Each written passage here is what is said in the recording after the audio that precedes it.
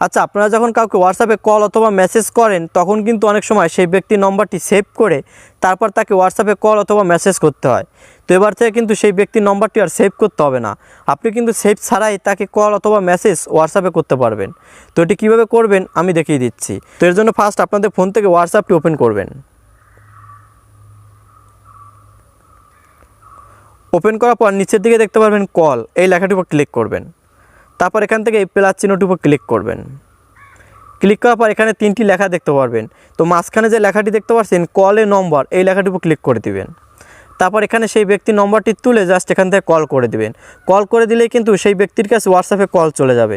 তারপর আপনি যদি কলটি কেটে দেন এখানে কিন্তু আপনার ফোনের নম্বরটি শো করবে।